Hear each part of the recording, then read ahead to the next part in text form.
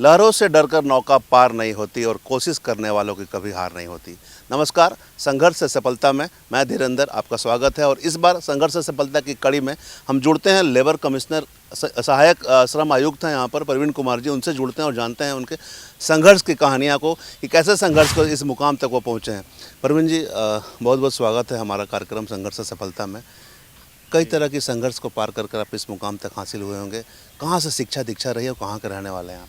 सबसे पहले आपके चैनल मीडिया मिरर को बहुत बहुत धन्यवाद जो हमारे तक आए और हमारे जो भी सिविल सर्विसेज का तैयारी कर रहे हैं उन तक मेरे बात पहुंचाने के लिए। मेरी शिक्षा दीक्षा मेरे गांव पे हुई है। मेरा गांव गिरिडीह जिले में राजधनवार प्रखंड के पांडेडी गांव में हुआ है। और मेरा जो प्रारंभिक परीक्षा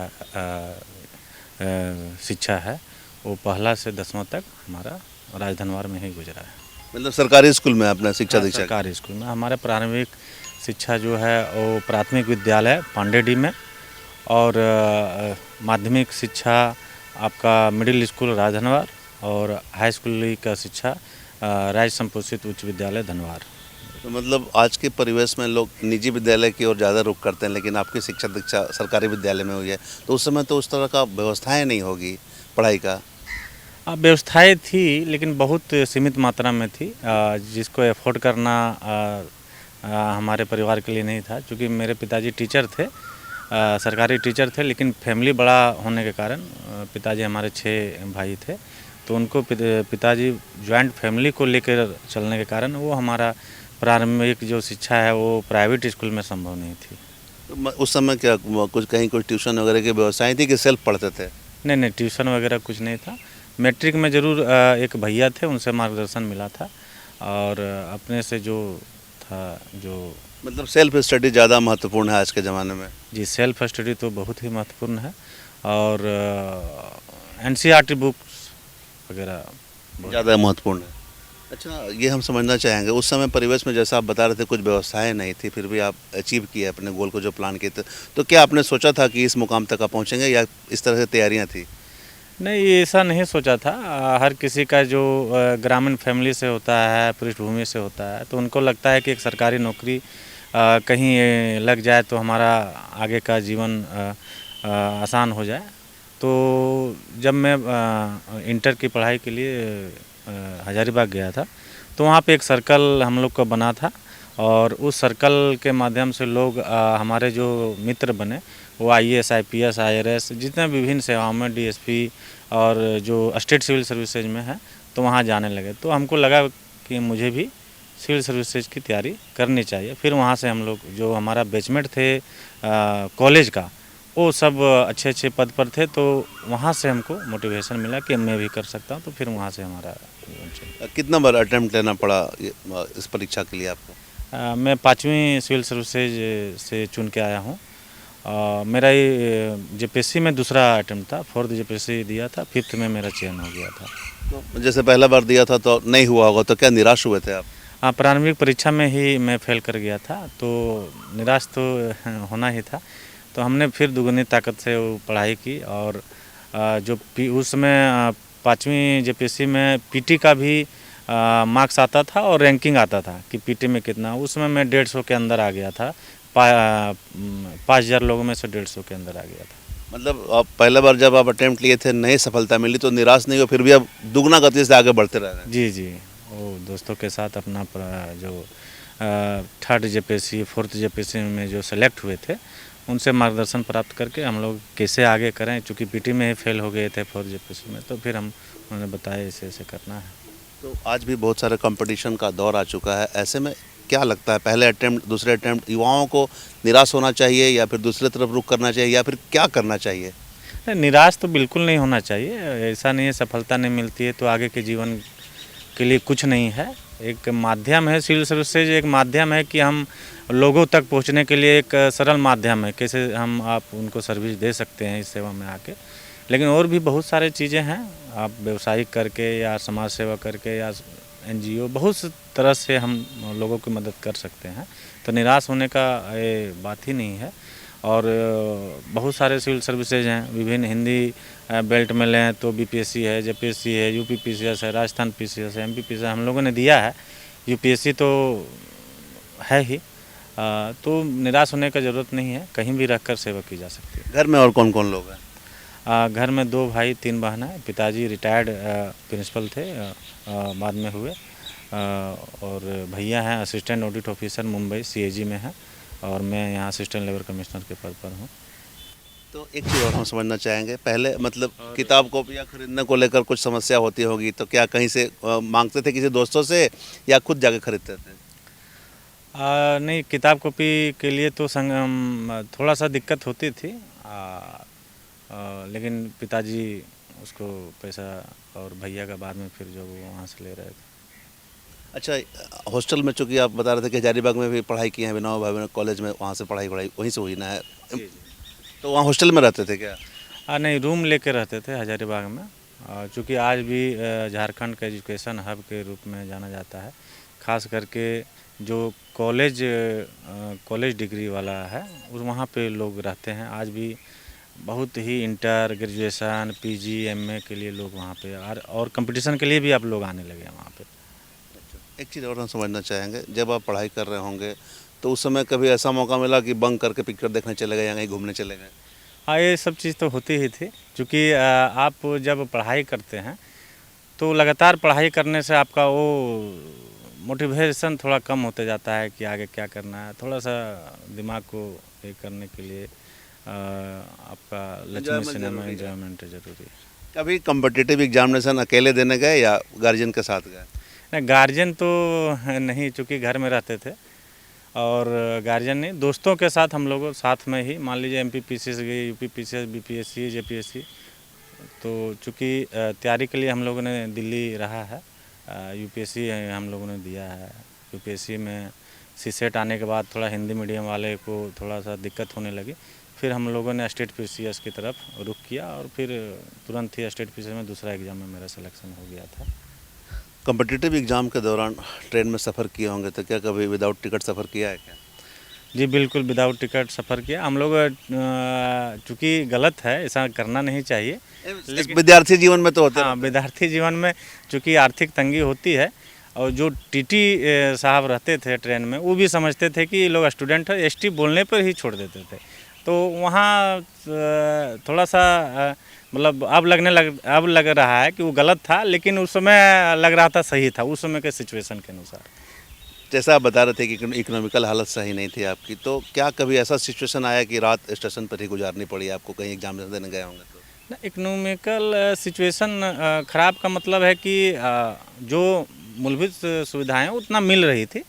ऐसा नहीं है कि हम हैं, जो चूँकि पिताजी टीचर थे तो वो आर्थिक तंगी बहुत ज़्यादा नहीं थी, जो मूलभूत चीज़ें किताब कॉपी रहने के लिए वो मिल जा रही थी। लेकिन हम लोग जैसे कोई भी स्टेट पीसीएस के लिए एग्ज़ाम देने जाते थे तो वहाँ पे थोड़ा सा हम लोग, जैसे अलवर राजस्थान पीसीएस के लिए गए थे, तो हम लोग अलवर स्टेशन पर हम लोग दोस्तों के साथ 3-4 घंटे का स्टे किए थे, और वहीं पे स्नान वगैरह करके फिर एग्ज़ाम के लिए गए। हाँ, चूँकि पैसा खर्चा होगा होटल लेके रहने में, तो ये दौर गुजरा है आपके साथ? जी बिल्कुल गुजरा है। आपका पहले शुरुआती में रेलवे के एग्ज़ाम, एसएससी का एग्ज़ाम, चूँकि मैं सेंट्रल फोर्सेस का भी एग्ज़ाम देता था एसएससी के माध्यम से, असिस्टेंट कमांडेंट का, उसमें भी दौड़ा हूँ।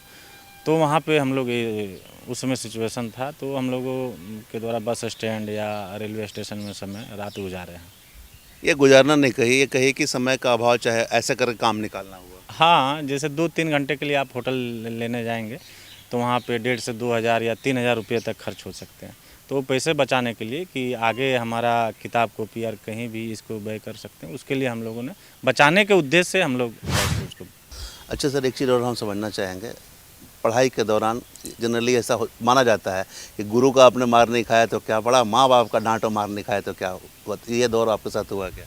जी, कंपटीशन में भी जब हजारीबाग में थे तो सिविल सर्विसेज का तैयारी के लिए मेघा सिविल सर्विसेज में अनिमेष सर थे, तो उनके द्वारा हम लोग चौक से, डस्टर से मार खाए हैं, गाली भी सुने हैं इवन यहाँ तक। तो उनका योगदान यहाँ तक आज भी हमारे वो गुरु हैं, और जब भी मुलाकात होती है तो लगता है कि हमारा जीवन सुधारने में उनका अहम योगदान रहा है। मतलब जीवन में सफलता के लिए गुरु का मार और डांट जरूरी है। हाँ, मार डांट जरूरी है, वही आशीर्वाद है गुरु का। वो आपके लाइफ के लिए ही वैसा करते हैं। नहीं तो ना तो आपके रिश्तेदार हैं, ना तो कोई दोस्त हैं, फिर भी वो आपके लिए करते हैं। तो अब जाके समझ में आता है कि वो चीज़ अच्छा था हमारे लाइफ के लिए, हमारे करियर के लिए। माँ बाप का कभी डांट और मार? अब माँ बाप का डांट तो हमेशा पड़ता था, क्योंकि गांव में रहने के कारण क्या होता है कि आप सर्कल में जाते हैं, फिर दिन भर क्रिकेट का दौर चल रहा था उस समय। तो पढ़ने की पढ़ाई करो, तो माँ का डांट और फटकार वो हमेशा, चूँकि पिताजी हमें दूर में टीचर थे तो वहाँ से आते जाते थे, तो माँ का डांट हमेशा पड़ता था। है ना? तो मतलब कुल मिलाकर जैसा आप बता रहे थे, कई तरह का आपने परीक्षा भी दिया है।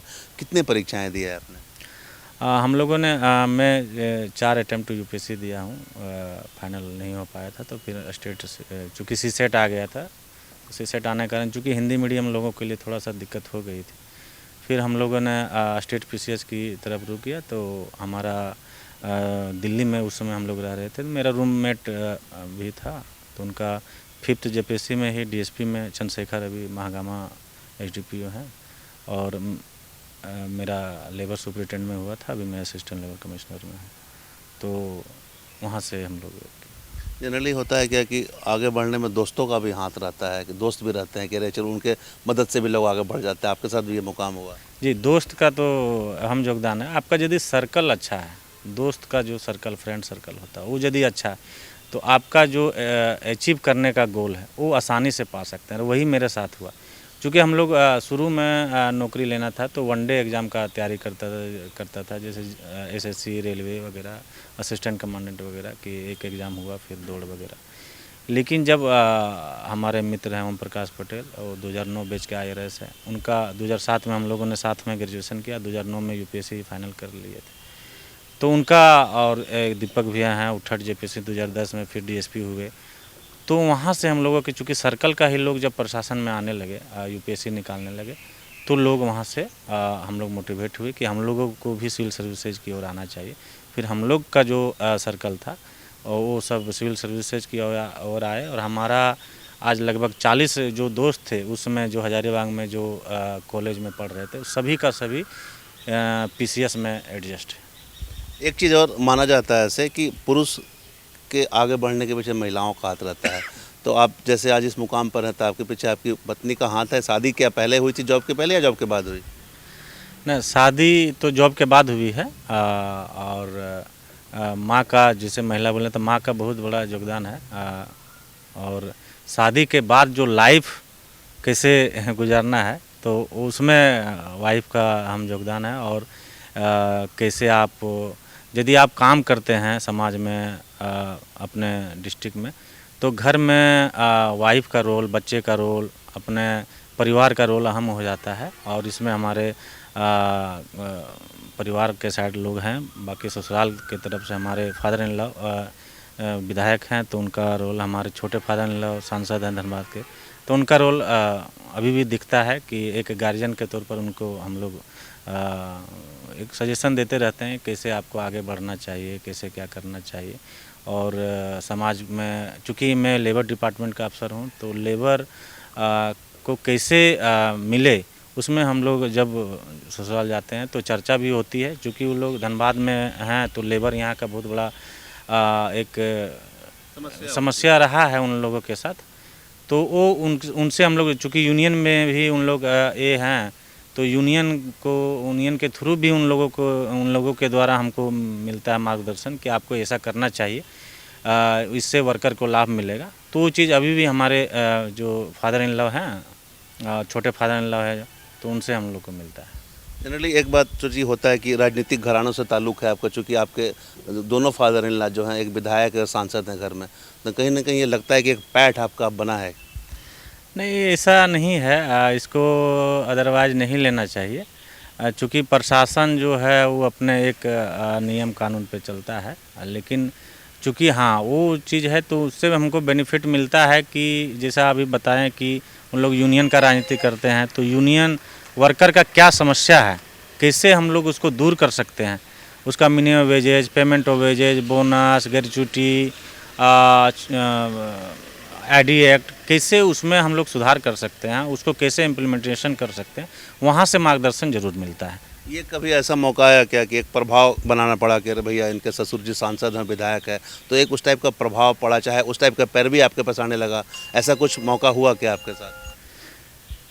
नहीं, हम तो कभी उसका एक जो बेनिफिट होता है हमने कभी इस तरह का ना किसी को बोला है और ना ही किसी से इस तरह का बातचीत में भी हमने बोलते हैं।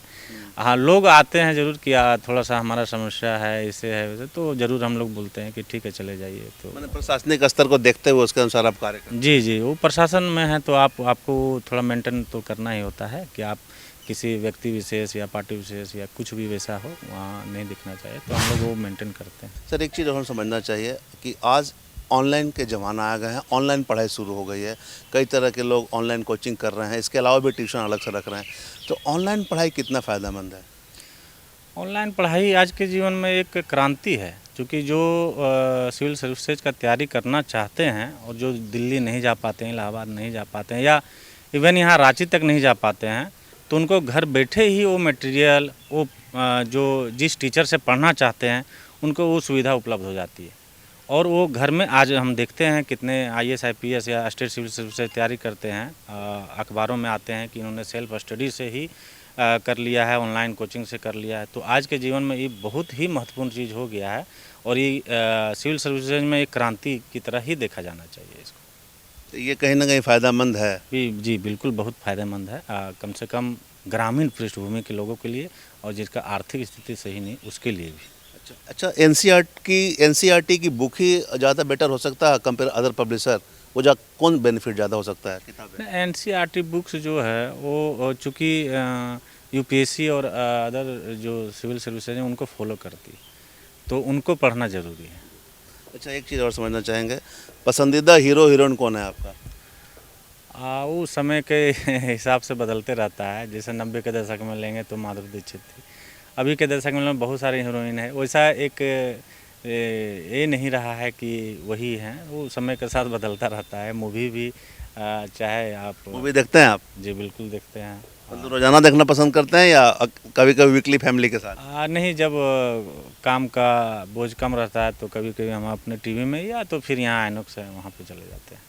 अच्छा, एक चीज़ और हम समझना चाहेंगे, अभी चूंकि आप असिस्टेंट लेबर कमिश्नर हैं, तो ये आपका मुकाम पूरा हो गया कि और भी आगे लक्ष्य की प्राप्ति है करनी है आपको? नहीं नहीं, ये तो फर्स्ट पड़ाव है, चूँकि फर्स्ट प्रमोशन में असिस्टेंट लेबर कमिश्नर होते हैं, उसके बाद deputy labour commissioner, joint labour commissioner, यहाँ तक कि जब आप 16 साल सर्विस का पूरा कर लेते हैं तो फिर आईएएस के लिए एलिजिबल हो जाते हैं। फिर आईएएस के लिए आप इंटरव्यू दे सकते हैं, वैकेंसी निकलती है झारखंड सरकार के द्वारा, तो फिर मतलब आपने सोचा है कि अब आगे भी आपको? नहीं बिल्कुल, वो तो हर एक से स्टेट सिविल सर्विसेज का एक लक्ष्य रहता है कि हम आईएएस तक पहुँचें, तो वो मेरा लक्ष्य है कि वहाँ तक पहुँचें। क्रिकेट या स्पोर्ट्स में क्या पसंद है आपको? स्पोर्ट्स में क्रिकेट पसंद है, और चूँकि यहाँ पे क्रिकेट का थोड़ा वो दीवानगी और यहाँ पे लोग ज़्यादा देखते हैं, खेलते हैं, हमने भी खेला है गांव स्तर पर, कॉलेज स्तर पर, तो मेरा पसंदीदा खेल है और अभी भी खेलते हैं। खेल पाते हैं, समय मिल पाता है आपको? न, आप खेलना उस तरह से पॉसिबल नहीं हो पाता है जो कॉलेज के टाइम में खेलते थे, लेकिन अभी भी खेलते हैं बच्चों के साथ, अपने यही फील्ड में, यहाँ बगल हमारे ऑफिस के फील्ड में ही बच्चे शाम में खेलते हैं, तो वहाँ पे जाके खेलते हैं। मतलब कहीं ना कहीं ये भी एक कहीं इंजॉयमेंट ही है। जी एंजॉयमेंट है, जितने बच्चे आते हैं बोलते हैं सर बैट चाहिए, बॉल चाहिए, हम लोग खरीद के देते हैं और साथ में खेलते भी हैं, और उन लोग भी एंजॉय करते हैं, हम भी एंजॉय करते हैं कि बचपन कभी हमारा भी था, और बच्चों के साथ खेलना तो हर किसी को अच्छा लगता है, हमको तो बहुत अच्छा लगता है। अच्छा, अभी जिस जॉब में हैं आप, वो समझिए तो कहीं ना कहीं 24/7 काम करना है आपको, तो ऐसे में अपने फैमिली को आप समय दे पाते हैं? उसमें एडजस्ट करना पड़ता है, क्योंकि हमारा ये सरकारी बंगला है, तो यहीं पे फैमिली के साथ रहते हैं, और मेरा 2 बेटी है, सब यहीं पढ़ाई भी करती है, तो एक होता है कि अपने बगल में ये है ऑफिस है, तो समय पर्याप्त हो जाता है, क्योंकि ऐसा सर्विस है कि आप यदि कहीं कुछ फैक्ट्री में या कुछ वैसा अवरोध उत्पन्न होता है वर्करों या नियोजक के द्वारा, तो जाना होता है। साथ ही जिला प्रशासन का जितने भी आपका मजिस्ट्रेट का रोल होता है, उसमें हम लोग को डिप्यूट किया जाता है, तो उसमें हम लोग एक सामंजस्य बैठा के तो करना ही होता है। वाइफ चूँकि हाउस वाइफ है आपकी? जी हाउस वाइफ है। तो ये तो उनकी तमन्ना रहती होगी कि कभी आपके साथ घूमने जाएं, तो ऐसे में आपका जॉब बाधा उत्पन्न होता होगा? नहीं, छुट्टियां हैं, छुट्टी होती है, संडे होती है, तो हम लोग जाते हैं घूमने के लिए, आसपास जितना भी जगह है जाते हैं, साथ में साल में कहीं बाहर निकल जाते हैं। तो जो एडजस्ट करके हम लोग उसमें खुश हैं, कोई दिक्कत नहीं होती है। एक चीज़ और हम समझना चाहेंगे, जैसे आप पढ़ाई कर रहे थे तो लक्ष्य एक आपका होगा कि आपको सिविल सर्विसेज निकालना है। अभी चूंकि आप असिस्टेंट लेबर कमिश्नर यहाँ पर हैं, तो कुछ ऐसा दिमाग में आपका आइडिया होगा कुछ बेहतर करने का, चाहे वो लेबर के पक्ष में हो या फिर वैसे लोगों के पक्ष में जो शोषित हो रहे हैं, वैसे अभी तक कुछ प्लान है आपका या अभी तक किया है आपने? नहीं, हम लोगों ने किया है। अभी बहुत सारे मामले मिनिमम वेजेज और पेमेंट वेजेज का बहुत सारे मामले आते हैं। तो हम लोगों ने अभी हाल में ही जो शराब के दुकानों में कार्यरत थे सेल्समैन वर्कर, उनका हम लोगों ने लेबर कोर्ट में लगभग 2.5 करोड़ रुपया का केस किया है। साथ ही चूँकि थोड़ा हम लोग को मैन पावर का कमी है, अफसर का कमी है लेबर डिपार्टमेंट में, तो जो चीज़ें हम लोग करना चाहते हैं थोड़ा सा उसमें देरी होती है।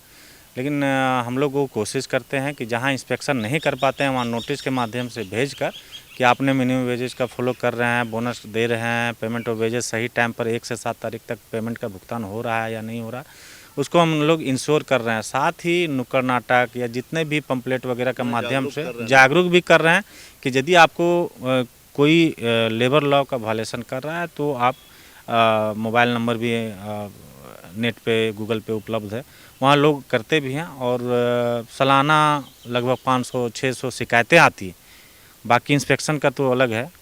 तो हम लोग कोशिश करते हैं कि किसी भी वर्कर कामगार के साथ शोषण वायलेशन नहीं हो और नियोजक जो है उनको भी नुकसान नहीं हो। जो हम लोग का एक रोल है कि श्रम विभाग का कि वर्कर और एम्प्लॉयर और एम्प्लॉय के बीच में जो गैप है उसको पाटना और उद्योग भी सही से चले, जिससे हमारा रोजगार का साधन ज़्यादा उपलब्ध हो और वर्कर का भी शोषण नहीं हो, ये हम लोग इंश्योर करते हैं। एक सवाल और समझना चाहेंगे हम, चूँकि आप यहाँ पर हैं तो कुछ ऐसा सोचे होंगे कि अगर हम चले भी जाएँ कल को ट्रांसफ़र होकर तो कुछ ऐसा करें कि धनबाद वासी याद करें, ऐसा कुछ प्लान है दिमाग में?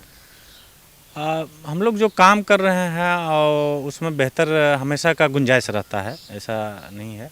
तो हम लोग सोचते जान रहे हैं कि यदि हमारा मैन पावर बढ़ जाए तो एक ऐसा व्यवस्था बने कि लोग जिला तक नहीं आवे, अपने प्रखंड तक में ही शिकायत दे जाए। चूँकि श्रम परिवर्तन पदाधिकारी हर एक प्रखंड में पद सृजित है, लेकिन आज हमारे धनबाद जिला में एक भी श्रम परिवर्तन पदाधिकारी फुल फ्लेज नहीं है। तो जितना भी शिकायतें हैं, मान लीजिए निरसा से कोई शिकायत करना चाहता है तो फिर धनबाद ही आना पड़ता है। तो वो चीज़ थोड़ा सा हम लोग को खलता है कि ये चीज़ वहीं अवेलेबल हो जाए, प्रखंड स्तर पर भी हो जाए, ताकि लोगों को अपना एक दिन बर्बाद नहीं करना पड़े। ये हम अच्छा करना चाहते हैं। तो इस जब मैन पावर अभी झारखंड एसएससी का एग्ज़ाम हुआ है वहाँ से आता है तो फिर उसको हम लोग इम्प्लीमेंट करते हैं। चूँकि आज जो युवा तैयारी कर रहे हैं, जो संघर्ष कर रहे हैं कुछ अच्छे मुकाम को हासिल करने के लिए, क्या कुछ कहना चाहेंगे उनको?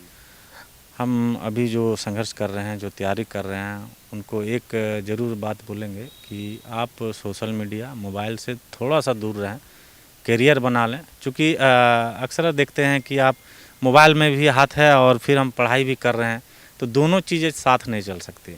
आप सोशल मीडिया से 2 साल 3 साल दूर हो जाएं, मतलब एक लिमिटेड टाइम में ही उसको चलावें और उसको दृढ़ता से पालन करें। तो क्या होता है कि सफलता मिलने में आसानी हो जाती है और जल्दी मिलने की संभावना होती है। चूँकि आपका यदि फोकस 2 भाग में यदि बढ़ता है तो फिर वहाँ पे दिक्कतें होती हैं, सारी चीज़ें दिमाग में नहीं आ पाती हैं और आप कंफ्यूज करते हैं। यदि आप जो एक्स्ट्रा करिकुलम है, आप क्रिकेट खेलना है तो खेल लीजिए, लेकिन ये जो सोशल मीडिया वाला है, यदि आप पढ़ाई करना है तो उस टाइम पढ़ाई ही करना है। हम कुछ दूसरे अदर एक्टिविटीज़ नहीं करेंगे। यहाँ तक इवन फ़ोन भी ऑफ रहना चाहिए। ये चीज़ें हम लोग ने 1-2 साल 3 साल हम लोगों ने किया है और लोग करते भी हैं और उनको सफलता जल्दी मिलती है। ये चीज़ हम लोगों ने देखा है। तो ये चीज़ आज के युवक करें तो उनको सफलता मिलने में कोई रोक नहीं सकता है। तो ये थे असली हीरो जिन्होंने संघर्ष कर अपने मुकाम को हासिल किया। साथ ही इन्होंने यह भी बताया कि अगर आपको आगे बढ़ना है, आपके मंजिल तक पाना है तो सोशल मीडिया से दूर रहना पड़ेगा, मोबाइल को दूर रहना पड़ेगा, कंसंट्रेशन बको ध्यानम करके पढ़ाई करनी पड़ेगी। आपका आत्मविश्वास, आपका डेडिकेशन आपको मंजिल तक पहुंचाएगा। अगले एपिसोड में आपको फिर असली हीरो से मिलाएंगे, उनके संघर्ष की कहानियों से आपको रूबरू कराएंगे कि किस तरह से संघर्ष कर उन्होंने सफलता को अपने करीब लाया है और आज एक मुकाम हासिल की है। तब तक के लिए बने रहे मिरर मीडिया। कैमरामैन संजय के साथ धीरेंद्र, मिरर मीडिया, धनबाद।